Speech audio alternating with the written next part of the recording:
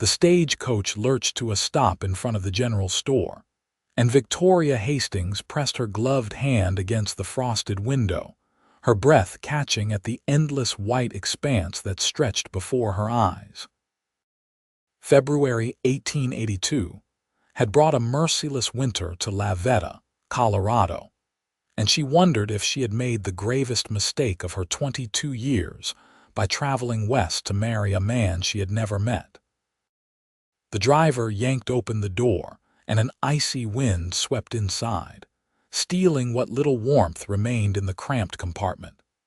Victoria gathered her wool cloak tighter around her shoulders and accepted the man's weathered hand as she stepped down into snow that reached halfway up her boots.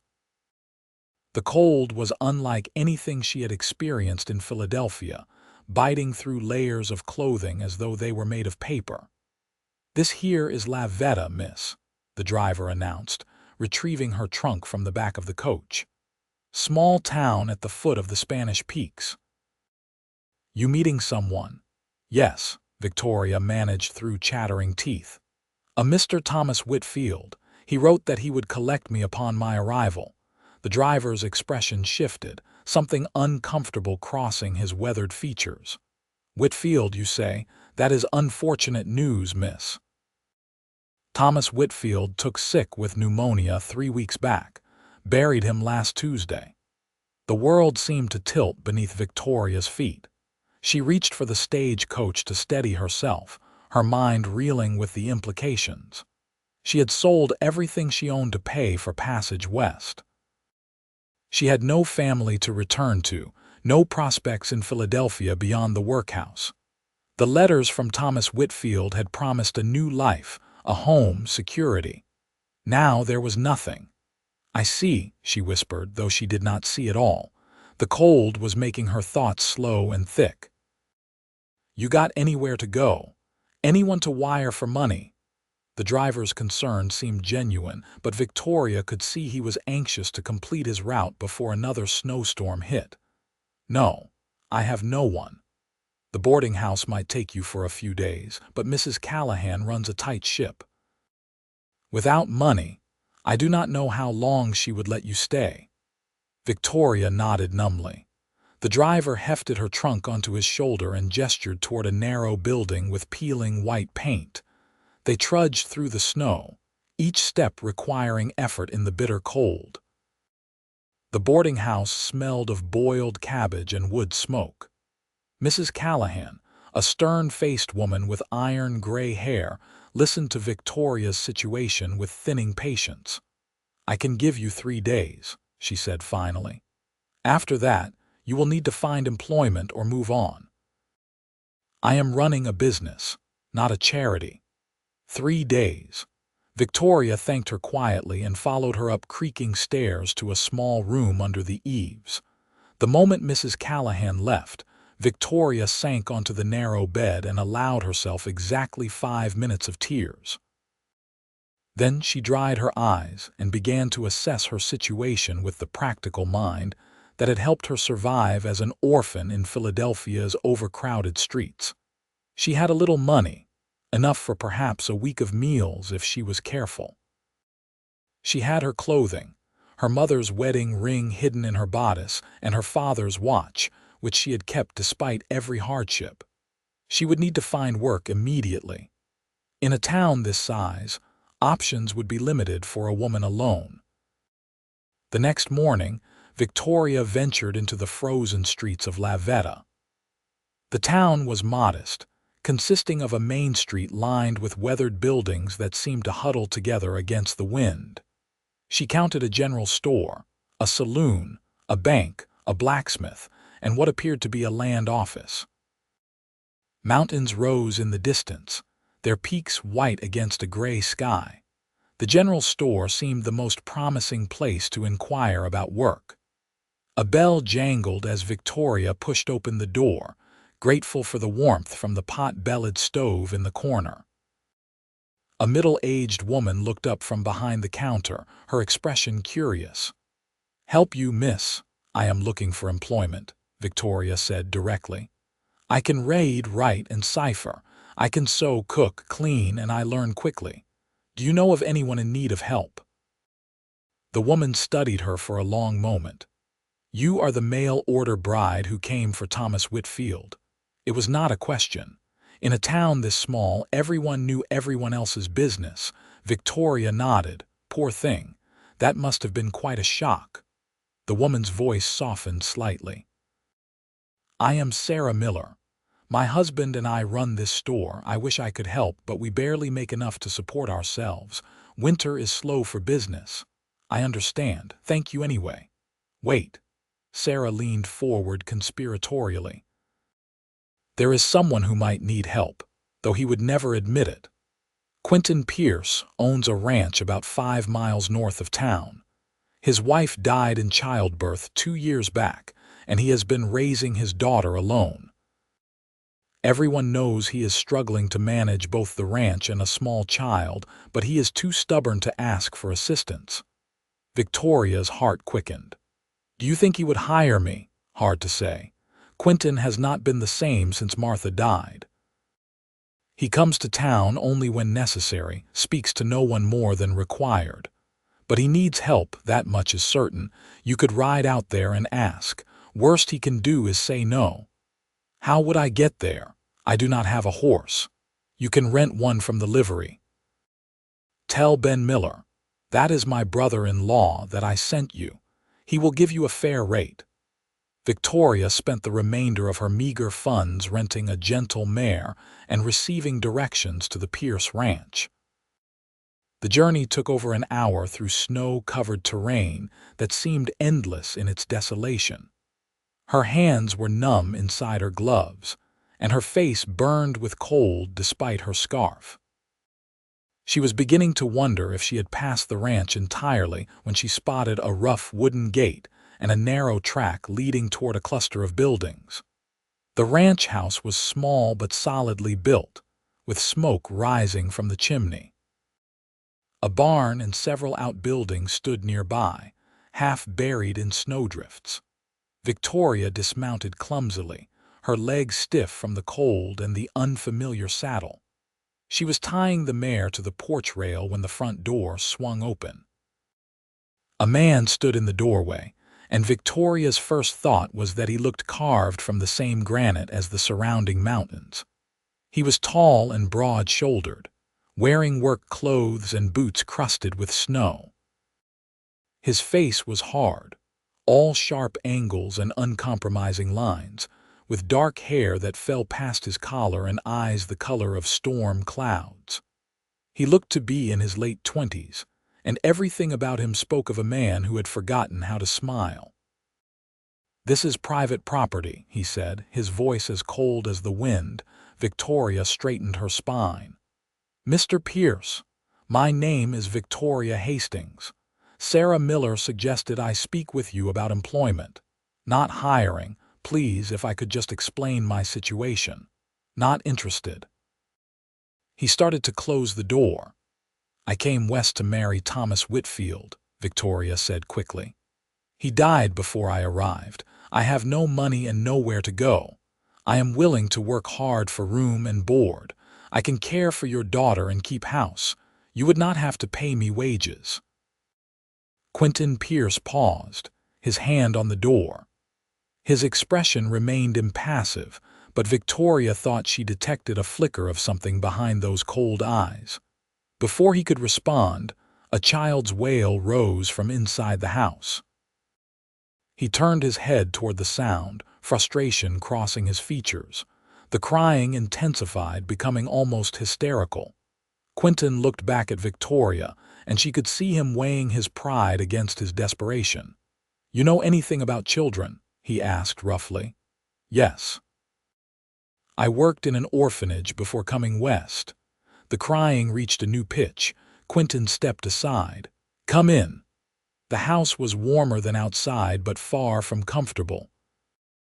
Victoria quickly assessed the space.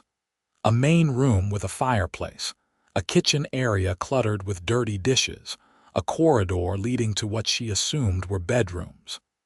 Everything bore the signs of a man trying and failing to maintain order while managing too many responsibilities. Quinton strode down the corridor and returned carrying a red-faced little girl who looked to be about 18 months old. The child was thrashing in his arms, sobbing inconsolably. He held her awkwardly, as though she were a wild animal he did not quite know how to handle. "She has been like this all morning," he said, having to raise his voice over the screams. "I cannot get her to stop. I do not know what she wants." Victoria removed her gloves and cloak, then held out her arms. Quinton transferred the child to her, looking relieved to be free of the burden. The little girl continued to cry, but Victoria held her close, swaying gently and humming a soft tune her own mother had once sung to her. "What is her name?" Victoria asked. "Emma." "Hello, Emma," Victoria murmured into the child's dark hair. "I know, sweet girl. Everything is so hard, isn't it? But you are safe. You are warm. Everything will be all right." Gradually, the sobs subsided into hiccuping breaths. Emma's small fists clutched at Victoria's dress. Victoria continued swaying and humming, moving closer to the fireplace for warmth. She noticed the child's clothes were damp. "I think she needs changing," Victoria said, "and probably she is hungry. When did she last eat?" Quinton ran a hand through his hair, looking embarrassed.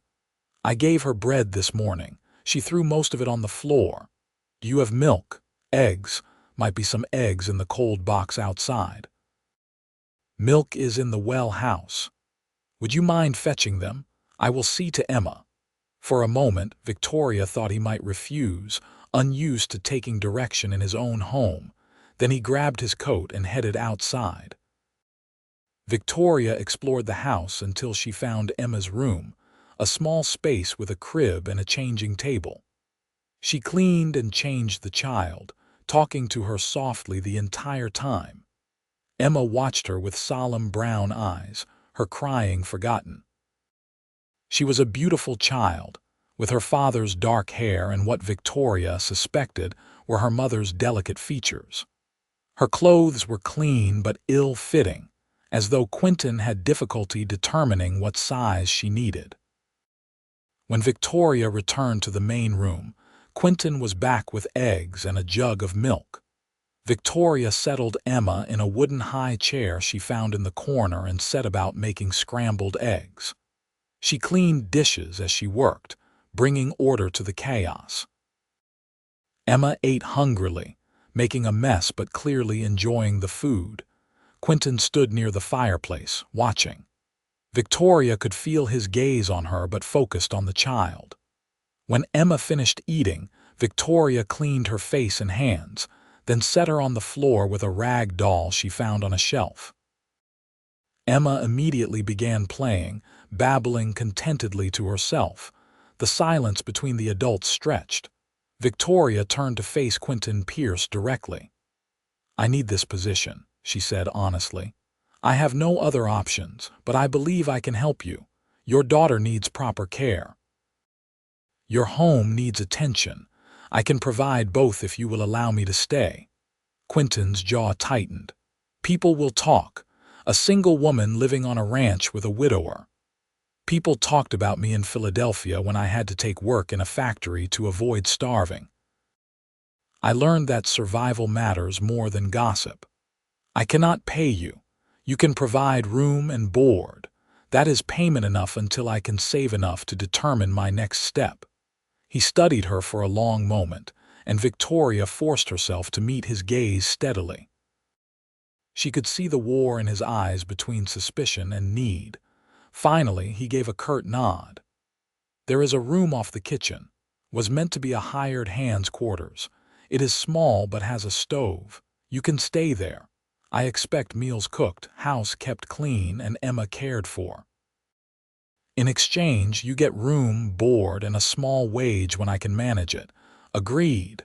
Relief flooded through Victoria. "Agreed.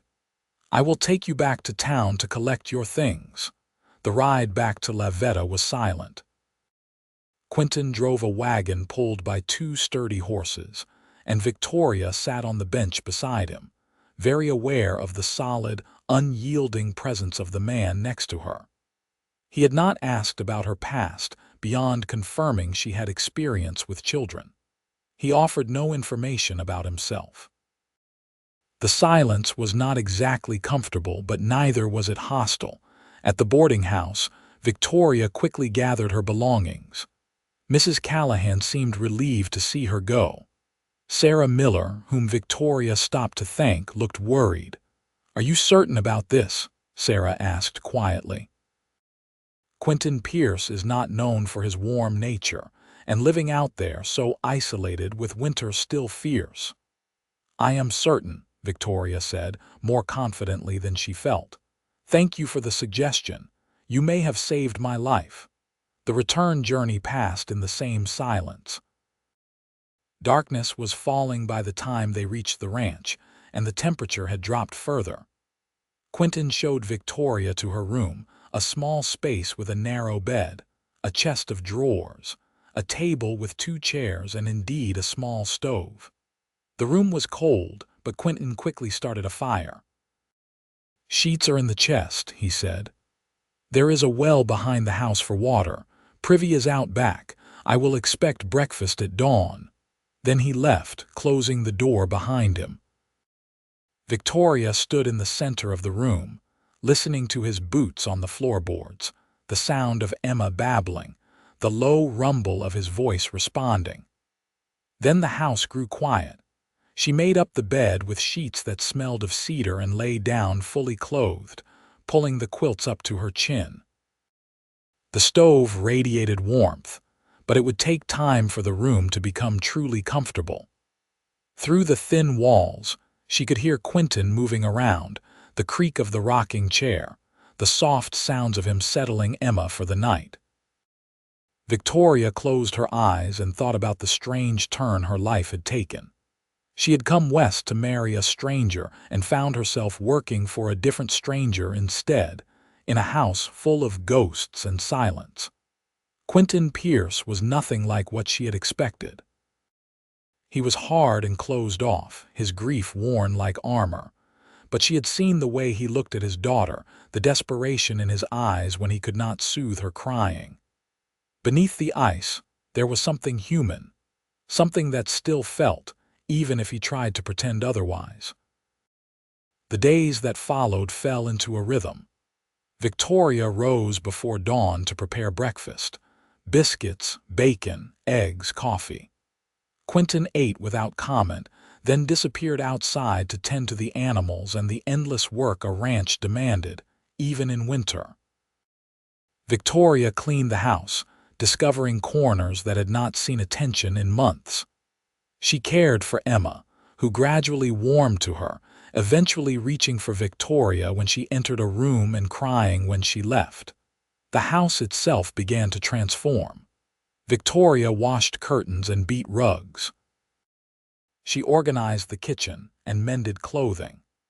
She discovered a root cellar stocked with preserved vegetables and used them to make hearty stews that actually brought a flicker of appreciation to Quinton's face. Though he never spoke the words, communication between them remained minimal. Quinton spoke only when necessary, asking about supplies needed or informing her he would be working in a distant pasture.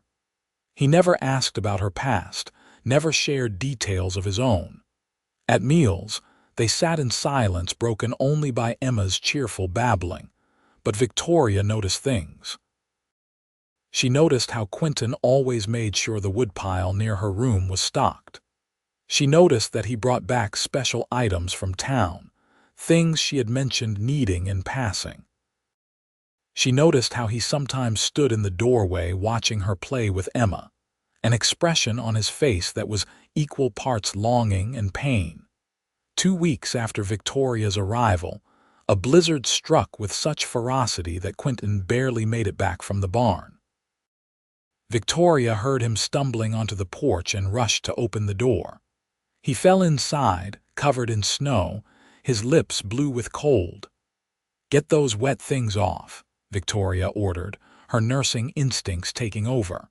She built up the fire while Quinton stripped off his frozen coat and boots. His hands shook too badly to manage the buttons on his shirt, and without thinking, Victoria stepped forward to help. "I can manage," he said roughly, but his fingers proved him wrong. "Do not be stubborn," Victoria said. "You will catch your death." She unbuttoned his shirt with brisk efficiency, trying to ignore the fact that she was undressing a man she barely knew. Quinton stood rigid, not helping but not hindering. His skin was like ice beneath her fingers. She wrapped him in quilts and pressed a cup of hot coffee into his hands. "Drink," she commanded. To her surprise, he obeyed. Color gradually returned to his face. Emma, sensing the tension, toddled over and patted Quinton's knee. He looked down at her, and something in his expression cracked slightly. "Thank you," he said quietly to Victoria, "for helping." It was the first time he had thanked her for anything. Victoria nodded, suddenly feeling awkward. "You would have done the same." "Would I?" There was something bitter in his voice. "I am not known for helping people, Miss Hastings." "Victoria," she said. "If we are going to live in the same house, you should call me Victoria." He met her gaze. "Quinton." It felt like something significant, that exchange of names. A small bridge built across the distance between them. The blizzard lasted 3 days. Snow piled against the windows, and the wind howled like a living thing. Quinton could not go outside except to tend the animals in the barn, and even that was dangerous. He strung a rope between the house and the barn to avoid getting lost in the whiteout conditions. Being confined together in the house forced a different kind of interaction. Quinton played with Emma in the evenings, getting down on the floor to build towers of blocks that she delighted in knocking over. Victoria caught herself smiling at the sight, at the way his stern face softened when his daughter laughed. One evening, as Victoria mended one of his shirts by the fireplace and Quinton carved a wooden toy for Emma, he spoke suddenly. "My wife Martha died giving birth," he said, his voice low. "The baby, a son, died too. Emma was not yet a year old. Martha had complications. The doctor from town could not reach us in time because of a storm, much like this one." Victoria's hand stilled on the shirt. She looked up to find Quinton staring into the fire, his jaw tight. "I blamed myself," he continued. "I brought her out here to this isolated place. If we had been in town near proper medical care, maybe she would have lived. I blamed God. I blamed the weather. I blamed everyone and everything, and it did not bring her back." "I am sorry," Victoria said softly. "That is a terrible loss. After she died, I stopped feeling much of anything. It was easier that way. I took care of Emma because I had to, but I was not really present, not the way a father should be. Then you arrived, and I watched you with her, and I saw what I had been denying my daughter. Real care, real affection." Victoria's throat tightened. "You love her, that much is clear. Do I, or do I just go through the motions?" He finally looked at Victoria. "You brought warmth back into this house. I did not realize how cold it had become until you were here." "The house was not the only thing that had gone cold," Victoria said gently. Quinton held her gaze for a long moment, and Victoria felt something shift between them, the air charged with an awareness that had been building beneath the surface for weeks. "No," he agreed quietly. "It was not." After that night, things changed. Quinton began to talk more, sharing stories about the ranch, about his plans for spring. He asked Victoria about her life in Philadelphia, and she told him about growing up in the orphanage, about her struggle to survive alone after aging out of the system, about the desperate loneliness that had led her to answer Thomas Whitfield's advertisement. "You regret it?" Quinton asked one evening. Coming west, they were sitting at the table after Emma had gone to sleep. Outside, the wind had finally calmed and stars were visible through the window. Victoria considered the question carefully. "I regret that a man died." I regret that I never had the chance to know if we could have built a life together. But do I regret being here in this place with you and Emma? No, I do not regret that. Quinton reached across the table and took her hand. His palm was calloused from work, warm and solid. Victoria's heart began to race. I am not good with words, he said. I am not good with feelings. Martha used to tease me about being too serious, about keeping everything locked inside. But I want you to know that you have done more than help with the house and Emma. You have reminded me what it feels like to be alive. Victoria turned her hand to lace her fingers through his. You have given me a home when I had nowhere else to go. You have treated me with respect and kindness, even when you were struggling with your own pain. That means more than you know. They sat like that for a while, hands joined across the table, the silence between them now full of possibility rather than emptiness. Spring arrived gradually, the snow melting in patches to reveal the brown grass beneath. Quinton began preparing for calving season, which meant long hours in the pastures and little sleep. Victoria took on additional responsibilities without being asked, ensuring he had hot meals whenever he returned and taking complete care of Emma. One afternoon in early April, Quinton came back from checking the herd to find Victoria in the kitchen garden, turning soil for planting. She had pushed up the sleeves of her dress, and her face was flushed with exertion. Emma played nearby, digging happily in a patch of dirt. Quinton stood watching for a moment, struck by the rightness of the scene. This was what had been missing for 2 years, life and warmth and the promise of growth. Victoria looked up and saw him, a smile lighting her face. I thought I would plant vegetables, she said. Sarah Miller gave me seeds when I was in town last week. We could have fresh produce by summer. Town? I did not know you went to town. I rented a horse. Emma and I rode in together. I hope that was all right. Quinton crossed the yard to the garden. Of course it is all right. But you should have told me. I would have taken you. You were busy with the calves. I did not want to disturb you, Victoria. He waited until she looked at him. You are not a servant here, you are. He paused, searching for the right words. You are part of this family. If you need something, tell me. Color rose in her cheeks. Part of the family. Yes. He crouched down beside her, very aware of Emma watching them with interest. I have been thinking about this for weeks, trying to determine the right time, the right words. But I am not good at waiting or at pretty speeches, so I am just going to say it plain. I want you to stay, Victoria, not as hired help, as my wife. Victoria's eyes widened. Quinton. I know this is sudden. I know I am not an easy man, but I care for you. Emma loves you. And I think, if you are honest, you might have feelings for me too. I do, Victoria whispered. I have for weeks, but I did not dare hope that you might feel the same. Quinton reached out and tucked a strand of hair behind her ear, his touch gentle. I thought my heart died with Martha. I thought I would never feel anything again, but you changed that. You brought warmth back into my life, Victoria. You melted something in me that I thought was frozen forever. Victoria leaned into his touch, her eyes bright with unshed tears. Yes, yes, yes, I will marry you. Yes, I want to stay. Yes to all of it. Quinton pulled her close, mindful of Emma watching them. He pressed his lips to Victoria's forehead, then her cheek, then finally her mouth in a kiss that was tender and searching and full of promise.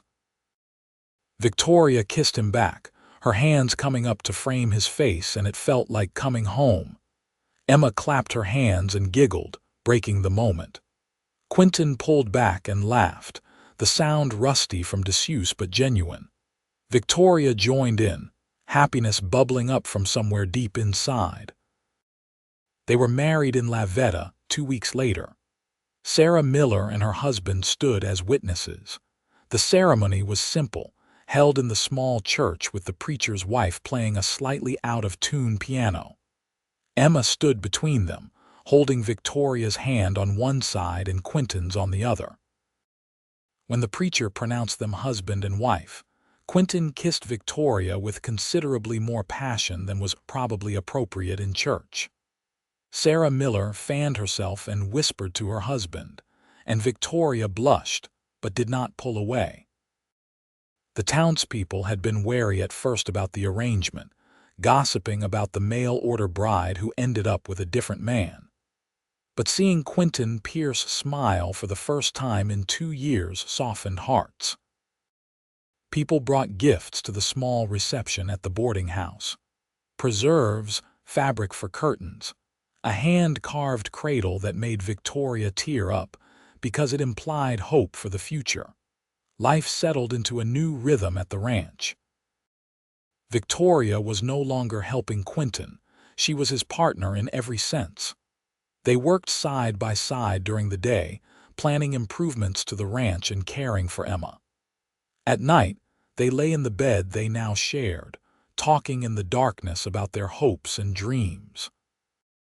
Quinton proved to be a passionate husband, tender and attentive in ways that surprised Victoria. He had spent so long locked away from his feelings that now, with the barriers down, everything he felt came through with an intensity that left her breathless. "I love you," he told her one night, his voice rough with emotion. "I did not think I would ever say those words again, but they are true. I love you, Victoria." "I love you too," she whispered against his chest. "More than I thought possible." Summer brought long, warm days and the satisfaction of watching their garden flourish. Emma grew like a weed, learning new words and becoming more confident in her steps. She started calling Victoria Mama, which brought tears to Victoria's eyes the first time and made Quinton pull his wife into a fierce embrace. "You are her mother in every way that matters," he said. "Thank you for loving her as your own." In August, Victoria realized she was with child. She had suspected for a few weeks, but waited to be certain before telling Quinton. She chose a quiet evening when Emma was already asleep, and they were sitting on the porch, watching the sun set behind the Spanish peaks. "I have something to tell you," she said, nervous despite knowing how he would react. Quinton turned to her, immediately attentive. "What is it?" "I am with child. I am going to have a baby." For a moment, Quinton did not move. Victoria saw fear flicker across his face, the memory of Martha's death still vivid. Then he took a shaky breath and pulled Victoria into his arms. "Are you all right? You feel well? Should we go to town and see the doctor?" "I am fine," Victoria assured him. "Healthy and strong. But I know this must bring back difficult memories for you." "It does," Quinton admitted. "I am terrified. But I am also happy, Victoria. We will make sure you have the best care possible. I will not take any chances with your health." True to his word, Quinton became almost overprotective. He insisted Victoria rest more, do less heavy work. He brought a doctor from Pueblo to examine her, paying a premium for the house call. The doctor pronounced her in excellent health and told Quinton to stop worrying so much. As fall arrived and Victoria's belly grew, Quinton built a larger cradle and added a room to the house for the new baby. He worked with a fierce determination, as though constructing the perfect nursery could somehow guarantee a safe delivery. Sarah Miller visited often, bringing advice and baby clothes and the reassurance of a woman who had birthed 4 healthy children. "You are young and strong," she told Victoria. "You are going to be fine." Winter returned with the first snow in November. Victoria was now heavily pregnant, moving more slowly but still determined to maintain the household. Quinton had hired a young man from town to help with the ranch work, freeing him to stay closer to the house. On a frigid night in early December, Victoria's labor began. Quinton immediately sent the hired hand to fetch Sarah Miller and the doctor, then helped Victoria into the bedroom. His face was pale with fear, but his hands were steady. "I am right here," he told her, gripping her hand. "I am not going anywhere." The labor was long and difficult. Victoria drew on reserves of strength she had not known she possessed.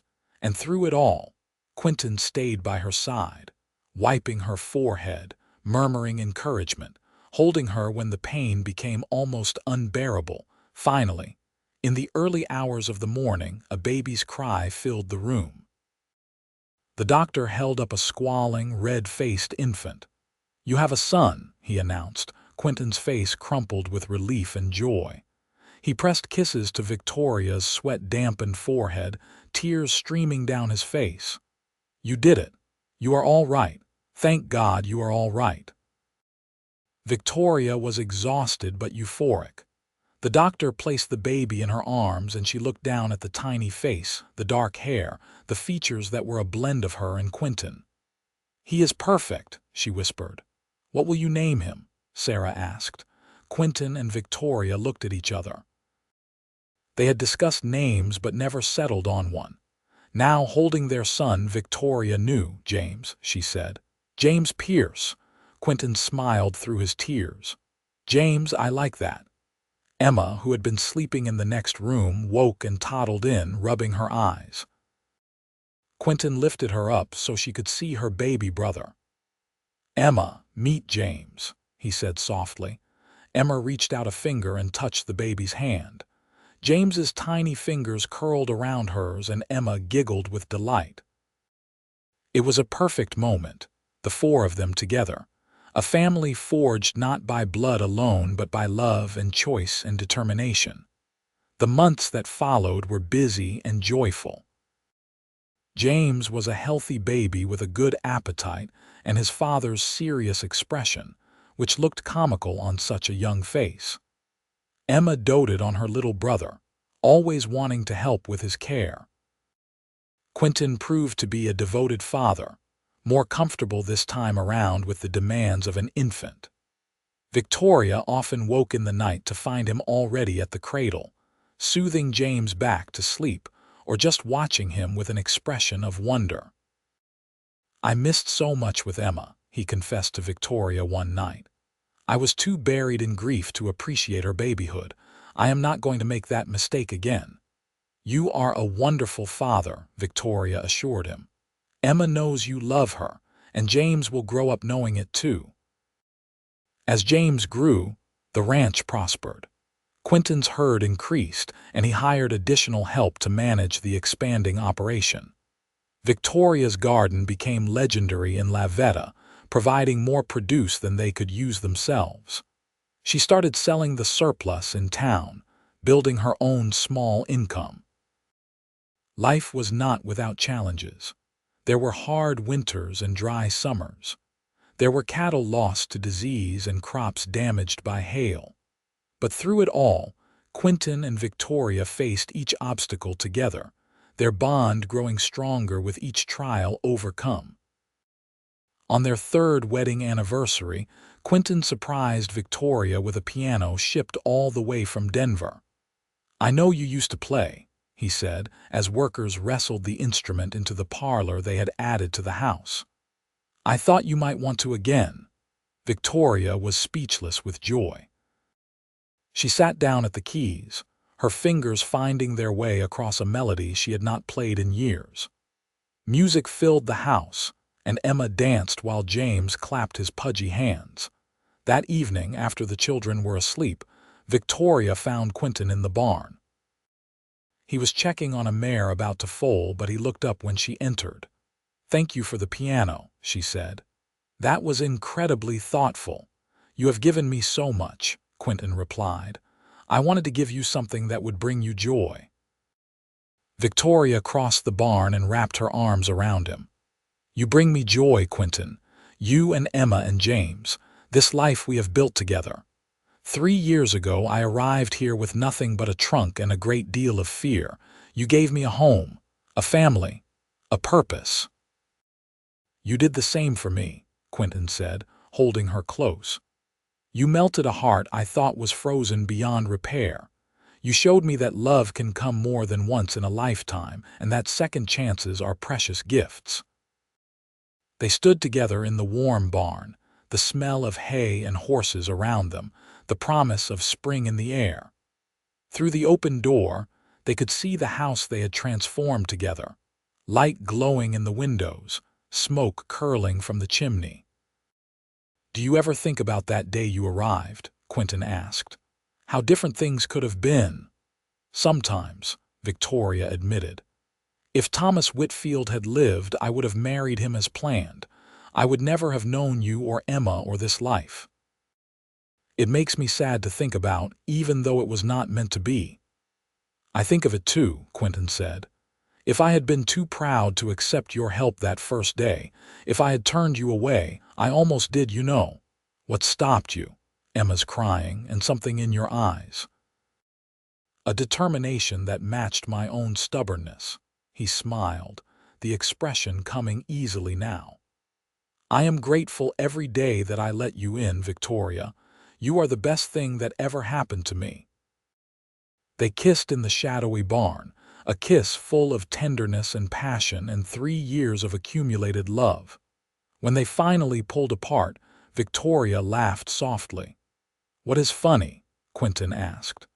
"I was just thinking how scandalized Mrs. Callahan would be if she could see us now. Kissing in a barn like shameless newlyweds."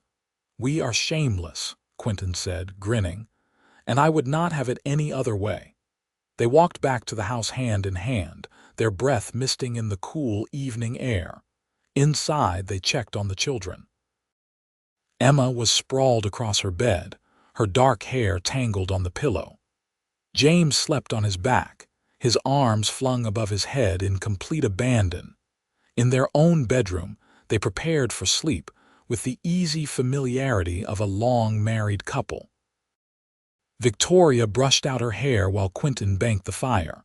They climbed into bed together, and Quinton pulled Victoria close, her back against his chest, his arm around her waist. "I love our life," Victoria murmured, already half asleep. "So do I," Quinton replied, pressing a kiss to her shoulder. "So do I." The years continued to pass, marked by the changing seasons and the growth of their children. Emma started school in town, riding in with Quinton several days a week. She was a bright, cheerful child who made friends easily, though she always maintained a special bond with Victoria. "You are my real mama," Emma told Victoria firmly when she was 7 years old. "I know I had another mama before, but I do not remember her. You are the one who reads to me and fixes my hair and knows when I am sad. You are my mama." Victoria hugged her tightly, tears in her eyes. "And you are my daughter, always." James grew into a sturdy boy who followed his father everywhere, pestering Quinton with endless questions about the ranch and the animals and how things worked. Quinton answered patiently, remembering his own father doing the same for him. When James was 4 and Emma was 8, Victoria discovered she was pregnant again. This time there was no fear, only joy. The pregnancy was easier than the first, and on a warm day in June, Victoria gave birth to twin girls. Quinton held both babies at once, one in each arm, looking overwhelmed and delighted. "Two," he kept saying. "We have 2 more." They named them Margaret and Ruth after Victoria's mother and Quinton's mother. The twins were identical, with their mother's lighter hair and a mischievous streak that kept everyone on their toes. The house, which had started as a small structure for a single man and his daughter, had expanded multiple times to accommodate their growing family. It now sprawled across the property, with bedrooms for all the children, a large kitchen where the family gathered for meals, and that cherished parlor with the piano. Music filled the house regularly now. Victoria had taught Emma to play, and the girl showed real talent. On winter evenings, Emma would play while the family sang together, James's voice starting to crack as he entered his teenage years, the twins dancing and giggling. Sarah Miller often commented that the Pierce Ranch had become the heart of the community. People were drawn to the warmth and joy that radiated from the family. Quinton, once known as the coldest, most unapproachable man in Veta, was now someone people sought out for advice and assistance. "You changed him," Sarah told Victoria one afternoon as they canned vegetables together. "Everyone says so. He was like a dead man walking after Martha died. Now look at him." They watched through the window as Quinton worked with James in the corral, teaching the boy to rope. Quinton's face was animated, patient, alive in a way he had not been for so long. "He changed me too," Victoria said. "I was so lost when I arrived here, so frightened and alone. He gave me a purpose and a home. We saved each other, I think." As the children grew older, the ranch continued to thrive. James showed a natural aptitude for ranching and announced at 15 that he wanted to work the land with his father rather than pursue further schooling. Quinton was quietly proud, though he made sure his son understood the hard work involved. Emma, on the other hand, had dreams of becoming a teacher. She studied diligently and, at 17, passed the examination to teach in a small school 2 towns over. Quinton struggled with the idea of his daughter leaving home, but Victoria gently reminded him that they had raised Emma to be independent and strong. "She will come back," Victoria assured him. "This is her home. She is just spreading her wings for a while." The twins, at 13, were already showing distinct personalities despite their identical appearance. Margaret was quiet and studious, content to spend hours reading or helping Victoria in the garden. Ruth was adventurous and outspoken, always getting into mischief and making the family laugh with her antics.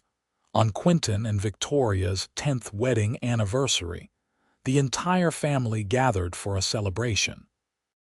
Quinton had arranged for a photographer to come from Pueblo to take a family portrait, an extravagance that made Victoria cry with happiness. They assembled on the porch, Quinton and Victoria seated in the center with the twins standing on either side. Emma, home for the weekend, stood behind Victoria, her hand on her mother's shoulder. James stood behind Quinton, tall and serious, already looking so much like his father. "Everyone hold still," the photographer instructed, disappearing under the black cloth. The flash popped, capturing the moment forever. A family united, prosperous, filled with love. When the photograph was developed weeks later, Victoria framed it and hung it in the parlor. She often found herself pausing to look at it, marveling at how far they had all come. That night, after the children had gone to bed and the house was quiet, Quinton and Victoria sat on the porch as they so often did. The stars were brilliant overhead, and the air was warm with the promise of summer. 10 years, Quinton mused. "It feels like both forever and no time at all." "I know what you mean," Victoria said. "Sometimes I still remember that first day, how terrified I was, how cold everything seemed. And how stubborn I was," Quinton added with a rueful smile. "I almost sent you away, Victoria. That would have been the biggest mistake of my life." "But you did not send me away. You let me stay, even though it was hard for you to accept help, even though you were buried so deep in grief that you could barely see daylight." Quinton took her hand, threading their fingers together as he had done so many times over the years. "You brought the daylight with you. You brought warmth and life and hope. You melted my frozen heart, Victoria, and I have been grateful every single day since." Victoria leaned her head on his shoulder, content and peaceful. "We built something good here, didn't we? A real family. A real home." "We did," Quinton agreed. "And I plan to spend the rest of my life making sure you never regret choosing to stay." "I could never regret it," Victoria said firmly. "This is where I belong, with you." They sat together in the darkness, comfortable in the silence, secure in their love. Inside the house, their children slept safely. Around them, The ranch they had built together stretched out in all directions, and above, the stars wheeled slowly across the sky, bearing witness to a love that had conquered cold and grief and loneliness. More years passed, bringing both joy and sorrow as they always do. Sarah Miller passed away peacefully in her sleep at the age of 70, and Victoria mourned the loss of the woman who had shown her such kindness when she first arrived in Veta. Emma married a kind schoolteacher and gave Quinton and Victoria their first grandchild, a boy they named Quinton Jr. James took over more responsibility on the ranch as Quinton's hair turned gray and his joints began to ache on cold mornings. Margaret married a banker from Pueblo and moved away, though she visited often. Ruth, true to her adventurous nature, shocked the family by announcing she planned to attend a women's college in Denver to study medicine. A woman doctor, Quinton marveled, shaking his head in wonder. "My daughter a doctor. Are you proud or horrified?" Victoria asked, amused. "Proud," Quinton said immediately. "Always proud. All our children have turned out well, Victoria. We did good work together."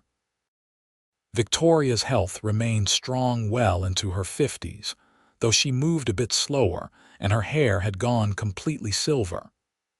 Quinton's beard was now more white than dark, and he walked with a slight limp from an old injury, but his love for Victoria had never diminished.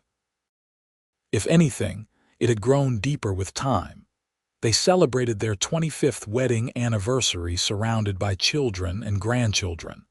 The house was full to bursting with family, laughter echoing off the walls. Emma played the piano while her children danced. James and his wife chased their toddler around the parlor. Margaret discussed politics with her banker husband while Ruth regaled them all with stories from medical school. Quinton pulled Victoria aside at one point, leading her out to the porch where they could have a moment of quiet amid the chaos. 25 years, he said, echoing his words from their 10th anniversary. "I love you more today than I did the day I married you, Victoria." "I did not think that was possible, but it is true." "I love you too," Victoria replied, cupping his weathered face in her hands. "You have been my partner, my love, my best friend. Thank you for building this life with me." "Thank you for arriving on that frozen day in February," Quinton said. "Thank you for seeing past my anger and grief. Thank you for loving Emma as your own.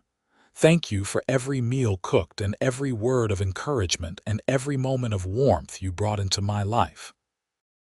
They kissed, and from inside the house, their children and grandchildren cheered and whistled, making them both laugh and pull apart, blushing like newlyweds. As evening fell and the family began to settle for the night, Victoria stood at the parlor window, looking out at the ranch bathed in moonlight. Quinton came to stand beside her, slipping his arm around her waist. "What are you thinking about?" he asked. "About how different my life could have been," Victoria said. "If Thomas Whitfield had not died, if I had turned around and gone back to Philadelphia, if you had sent me away that first day, so many moments where everything could have gone differently." "But it did not," Quinton said. "You came to Colorado in the winter. I kept you warm, and you melted my frozen heart. That is our story, Victoria, and I would not change a single moment of it." Victoria turned in his arms and kissed him deeply, pouring 25 years of love into that kiss. When they finally pulled apart, both were breathless. "Neither would I," she whispered. "Neither would I." The years continued their inevitable march. Victoria and Quinton grew older, their pace slower but their love undiminished. They became great-grandparents multiple times over. The ranch, now primarily managed by James and his sons, continued to prosper. Emma's children followed in their mother's footsteps, becoming teachers and spreading learning throughout Colorado. Ruth became a respected doctor in Denver, one of the first women to establish her own practice. On a spring morning when Victoria was 68 and Quinton 72, they sat together on the porch as they had done thousands of times before. The mountains were green with new growth, and wildflowers dotted the meadows. A breeze carried the scent of pine and fresh earth. "It has been a good life," Victoria said contentedly. "The best," Quinton agreed. "I have no regrets, Victoria, none. Neither do I." They sat in companionable silence, hands joined, watching the sun climb higher in the sky. Inside the house, they could hear James's wife preparing breakfast, the sounds domestic and comforting. In the distance, cattle lowed and birds sang their morning songs. "You remember when you first arrived?" Quinton asked. "How cold everything was, how frozen I had become." "I remember," Victoria said. "I remember thinking you were the hardest man I had ever met, all granite and ice. And now I know that beneath the ice was a heart that just needed warmth to thaw, a man capable of deep love if only someone could reach him." Quinton raised her hand to his lips and kissed it tenderly. "You reached me, Victoria. You saved me. I hope you know that." "We saved each other," Victoria corrected gently. "I needed you just as much as you needed me." They sat together as the morning grew warmer. Two people who had found each other against all odds and built a love that had endured for decades. Around them, the ranch they had built together stood as a testament to their partnership. Inside the house, their family's legacy continued through children and grandchildren who carried forward the values of love, hard work, and determination that Quinton and Victoria had instilled.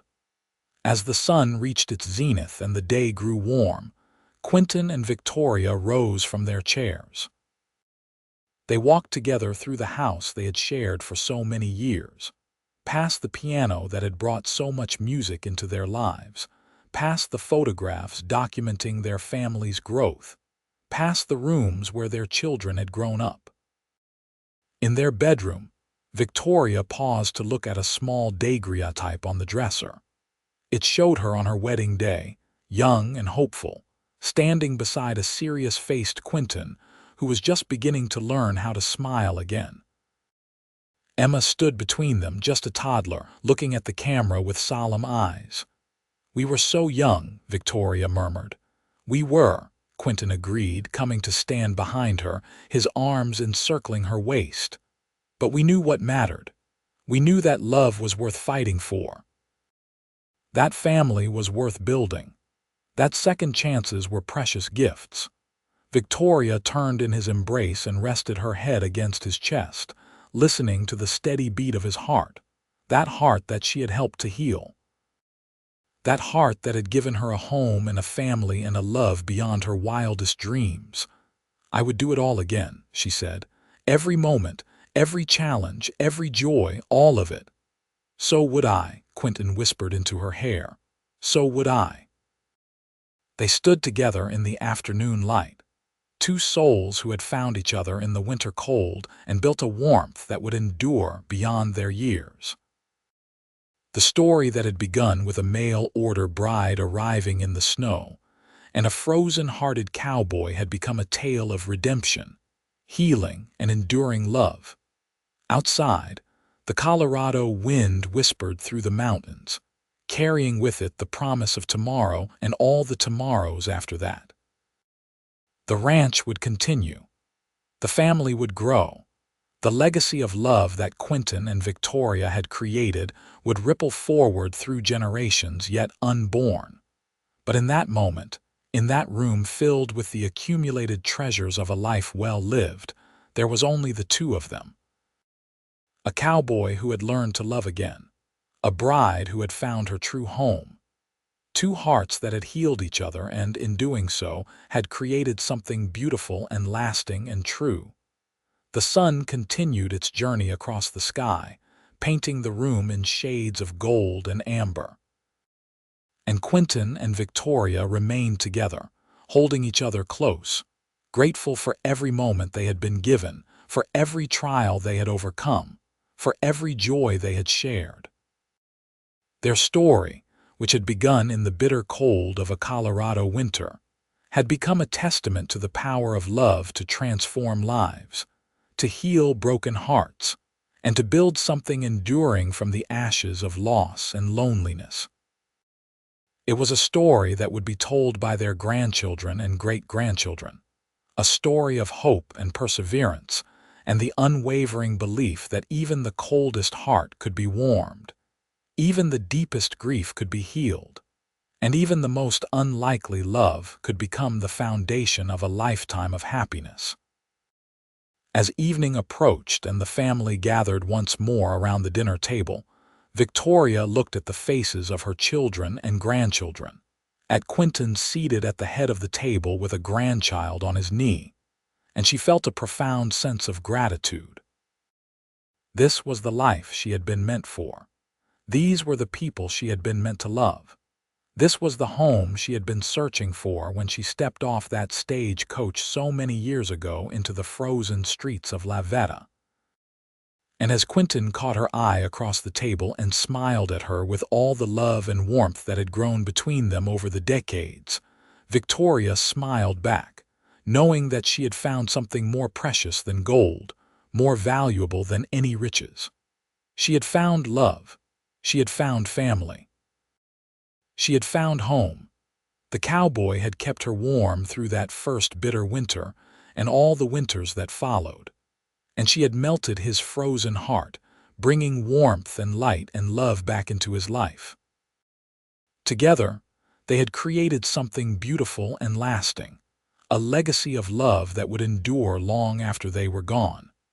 And that, Victoria thought as she looked around the table at the family they had built together, was the greatest gift of all.